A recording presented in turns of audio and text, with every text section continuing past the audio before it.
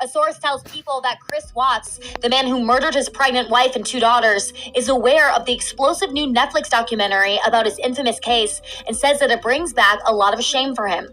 The source says Watts will probably never see the documentary entitled American Murder, The Family Next Door, adding, quote, "He's curious about it, but he hates even knowing that his texts are out there for the public to read. It brings back awful memories of 2018 for him." The documentary is now streaming on Netflix, and it includes rarely seen text messages and letters exchanged between Watts and his wife Shanann. Watts strangled Shanann on August 13th, 2018 in their Colorado home. He then drove her body to a job site at the oil company where he worked. After disposing of his wife's body, he then smothered his daughters, 4-year-old Bella and 3-year-old Celeste. According to authorities, Watts went on his murderous spree because he was having an affair with a coworker who thought he was already separated. The documentary paints a picture of a failing marriage and claims that while Shanann was willing to fight to save the marriage, Watts was looking for a chance to escape. The source also reveals that Watts is triggered by the documentary, explaining he knows that every part of his life is out there for public consumption. The source says that Watts hates it, but also knows that he brought it upon himself. Watts has been sentenced to life in prison without the possibility of parole.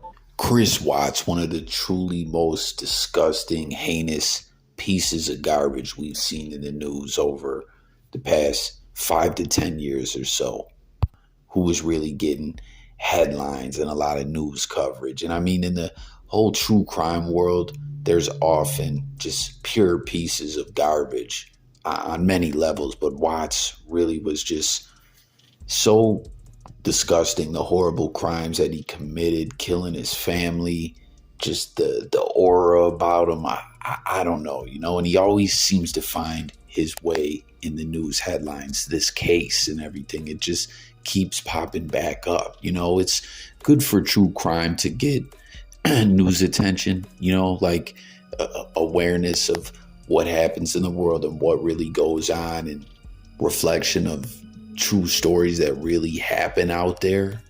Sometimes I think with the true crime stuff, people can get a bit wacky getting into it, but their stories definitely end up in the news. It just ends up being overkill sometimes, man, like just too much. And this Watts always seems to find his way in the news. And this sack of human garbage was really something else. The way that he tried to go on the news, he did it. It didn't work too well. The police never believed him for a moment, just in general, when it comes to a wife or a husband disappearing or being deceased, or they're disappeared and they heavily suspect that the person is no longer with us. It's always the significant other the police look to first off and foremost. Unless there's some real other evidence jumping out at them, they always operate off that theory. The husband did it or the wife did it, vice versa. But he went on there and said, remember that, like acting like, I just want my family back. He said, if somebody has her and they're not safe, I want them back now. That's what is in my head. If they're safe right now, they're going to come back. But if they're not safe right now, that's the not knowing part. Last night I had every light on in the house. I was hoping that I would just get ran over by the kids just running in and barrel rushing me, but it didn't happen. And it was just a traumatic night to be here. He was traumatized, right? Can you believe this? Evil demon, man. He's talking all like this. My family, the not knowing is just tearing me up. I'm traumatized, as he had killed them all and shoved them into an oil well, his innocent baby girls and his wife pregnant with a baby. Just pure demon, like I said. And if you recall, it didn't stop there when they started putting the pressure on him, put him in the box in the interrogation room and all that. He started singing a different tune, and he didn't just confess. He didn't just own up to what he had done because he peeped what it was and realized that the police weren't going for it and they were going to solve this crime. No, he started spinning lies and tales saying, remember that, everyone? Could you believe that? I forget how it all exactly went because it was just so sick and twisted. Like you couldn't believe it. But comment if you guys recall exactly all how it all was. Like he he came in and found the wife killing the two girls or smothering them or drowning them or something, and he had to kill the wife to stop her, but it was too late. The kids were already gone, so that's how they all ended up dead. Absolutely mind-boggling. There's a YouTuber out there that I talk to from time to time, a good guy, a friend of mine, Lamont at Large, Black Bigalow. He goes by different names nowadays. He's more known for the Lamont at Large Graveyard channel. But when I first became aware of his content back then, the Black Bigalow channel was his main channel. He has some real devoted fans, and I was taking in content and making little blogs and stuff about the Chris Watts crime. This was when it was still all unfolding in the early stages, and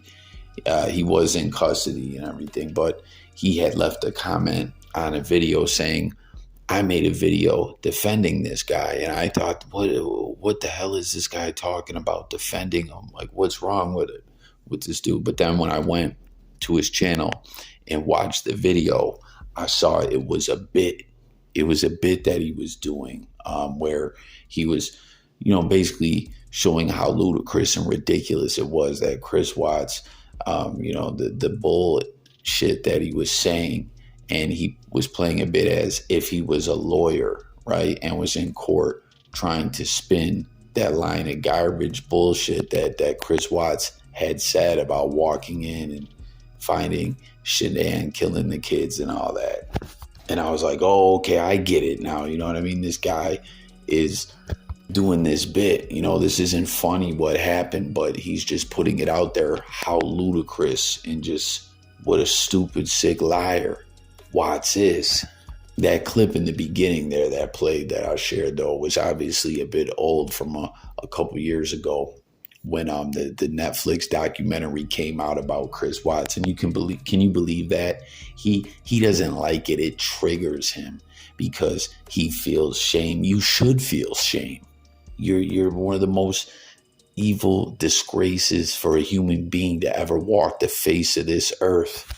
And you're a lying sack of garbage and a weirdo to try to go in there and spin the lies and put the death of your children on your wife. Even after you had killed all of them, you were trying to put that on her, but the police weren't stupid.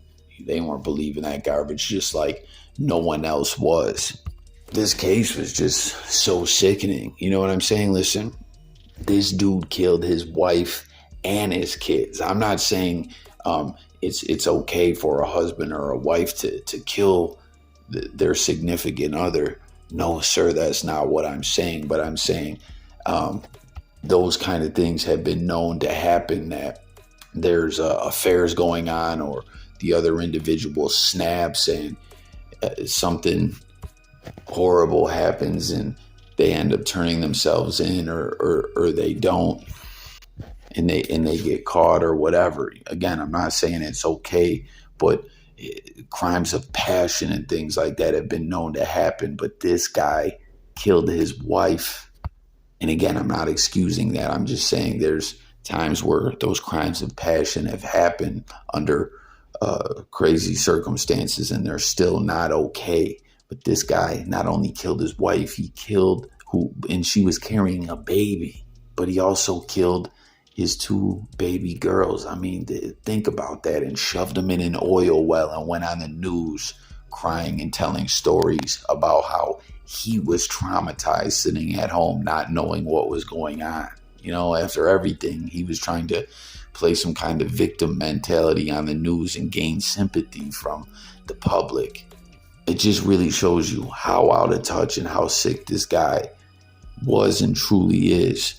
Still to this day, because listen, I believe in God and everything like that, but I personally, I understand the Bible talks about forgiveness and all that, but I personally believe garbage is garbage. And people who do stuff like this, or sick weirdo pervs and stuff like that, they belong in hell, where they shall go and be down there with Satan burning up. That's like, I'm just like, F them.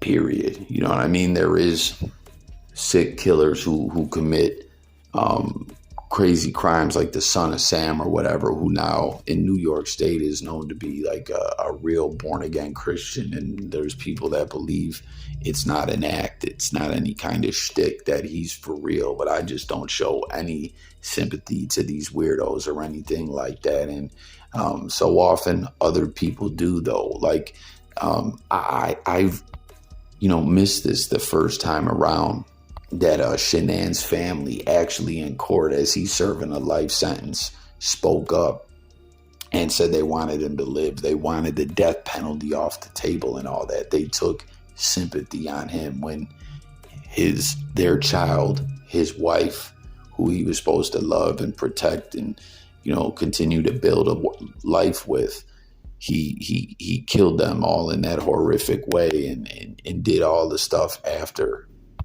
that we've just been talking about. They still showed sympathy. I don't show these weirdos no sympathy. And you heard that about the Netflix report and him being triggered and everything like that. Like, are you kidding me? He doesn't like that his private texts are out there. Too bad. You sack of garbage. And now, as I've been saying, this guy always seems to find his way back in the news. He's getting news attention once again, as his 39th birthday just passed, and there's all this talks about and prison updates and everything like that. And like I said, I had stopped really following the case, but I didn't realize that he got transferred from Colorado to Missouri prison system because of safety reasons or whatever. They didn't elaborate really on why exactly that was, but they did, transfer him for his safety. And, with this Danny Masterson case that's been going on, as he's in prison trying to fight for an appeal and everything, he's another one that I truly believe is guilty. And I'm like, F that weirdo. Even though I watched your shows and stuff like that 70s show, The Ranch, you were in some great movies. Obviously that's just him portraying characters. He just plays an all right guy on TV. In real life, he's a sick, demented criminal.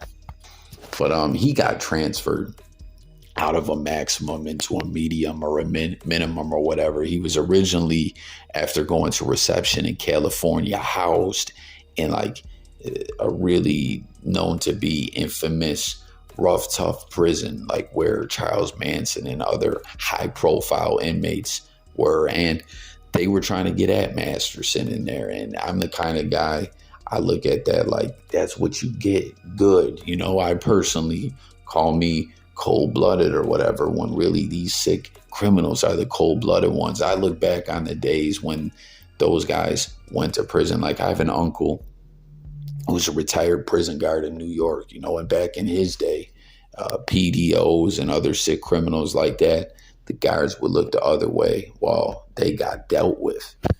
And the guards weren't showing them any respect at all either. But these days, they're transferring these guys out. Masterson, they try to get at him. Oh, they send him to a medium or a minimum where he has more privileges and schooling and stuff like that. And that's what they did with Chris Watts as well. They shipped him over to Missouri. I'm not necessarily sure, like, if that prison is a lot better or whatever, as that was the case with Masterson. Once again, Masterson got classified as to do, to level whatever, maximum, and then get sent to a nice prison because they want to get at him for him being the sick creep offender that he is. They do this guy a favor.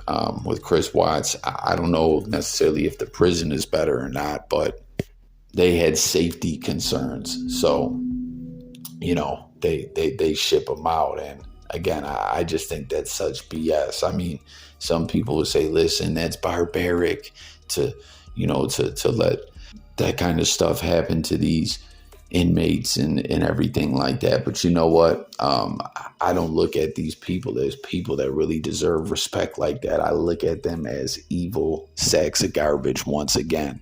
But apparently in his time in prison, he's been written up a couple times, something about having contraband, and he ended up losing his privileges to electronics. As you know, in prisons and now whatnot, they can get online in some of them, and they have some electronics in there. But he also got hit with some kind of like a legal form of communication. I'm not exactly sure what exactly that was. Comment if you know. But when that went down, he ended up losing his phone privileges for a little while as well.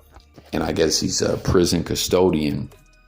But also with him getting this media coverage and whatnot, one thing that was revealed through all this is in his cell, he had pictures of his family that he murdered, and everyone was outraged by this and, wanted the prison, the Department of Corrections, to do something about it. But they were just saying there's no legal basis for us to do that. And I mean, not necessarily like I thought there was, but like, I don't know. That's just so creepy and wrong to me that this guy murdered his baby girl and wife, and then he's got his pictures in there and his Bible talking about he's a man of God. I'm not believing it. I'm not buying it.